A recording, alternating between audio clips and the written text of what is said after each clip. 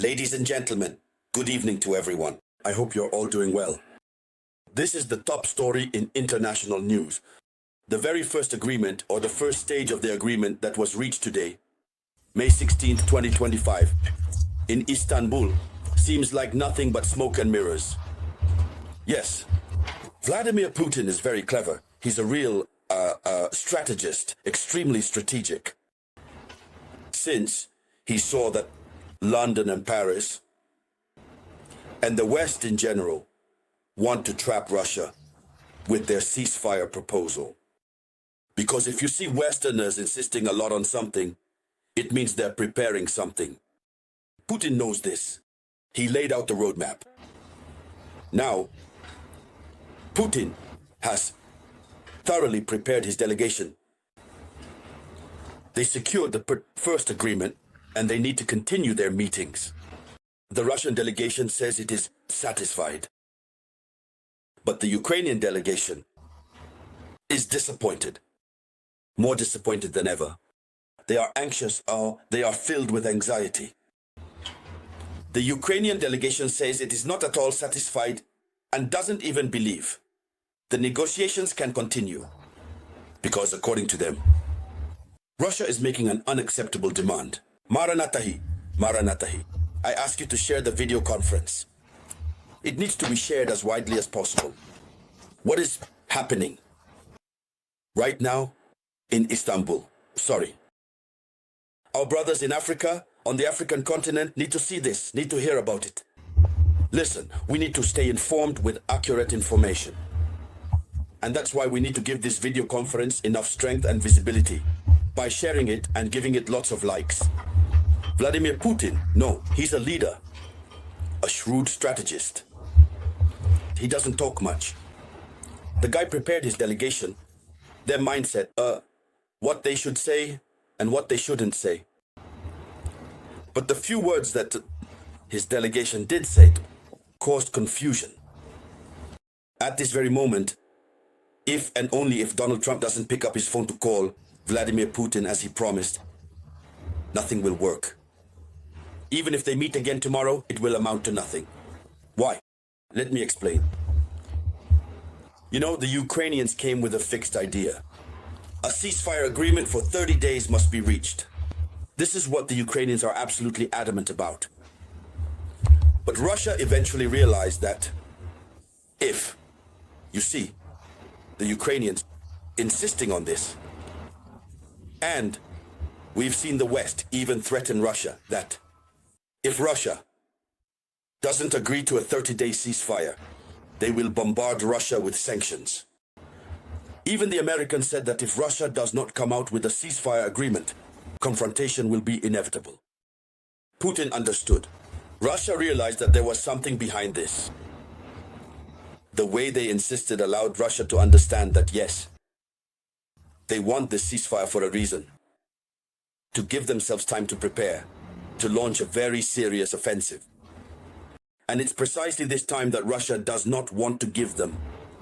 So, what did Russia say? The Russian delegation said there is no problem. We accept the 30-day ceasefire, but on one condition. But on just one condition, a small condition. And when they dropped that condition, it was like a bomb in the face of the Ukrainian delegation. Some people started sweating profusely in the room.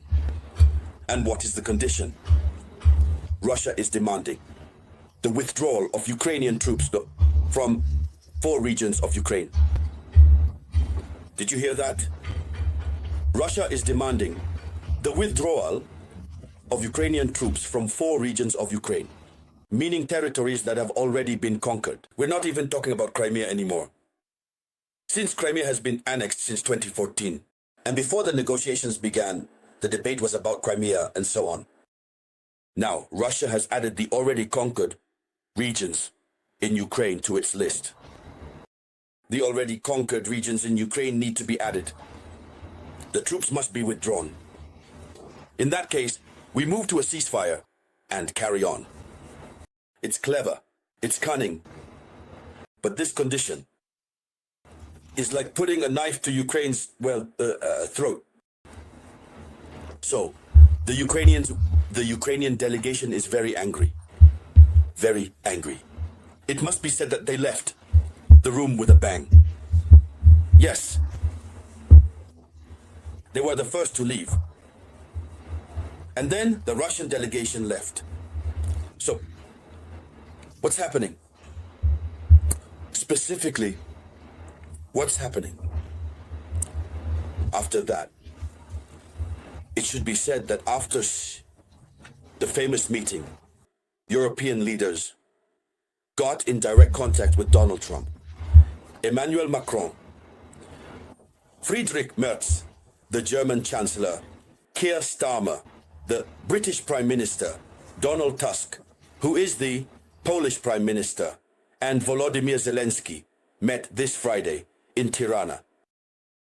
I don't know, is that in Turkey or what? But in Tirana they met, yes, on the sidelines of the summit. That was shortly after the round of Russian-Ukrainian talks in Turkey. This was announced by the Elysee. They spoke on the phone. All of them together, they spoke on the phone with Donald Trump. That's what the spokesperson for the Ukrainian president said.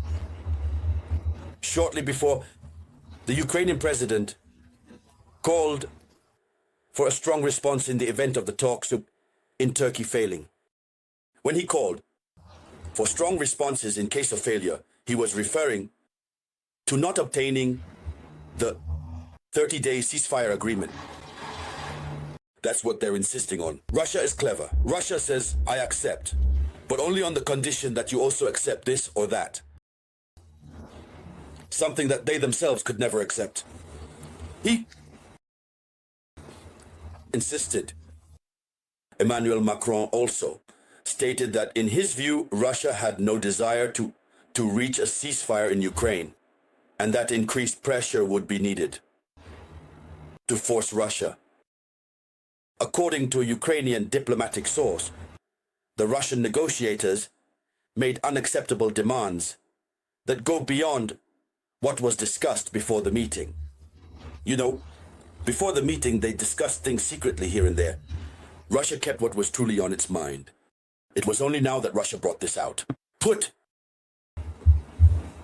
it right in front of the Ukrainians. Even the Turks were surprised. The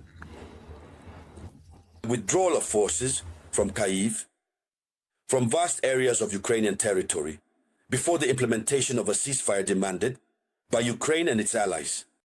This source nevertheless specified that a resumption of talks, yes, a resumption of talks is still possible, but it is not yet known when or at what time.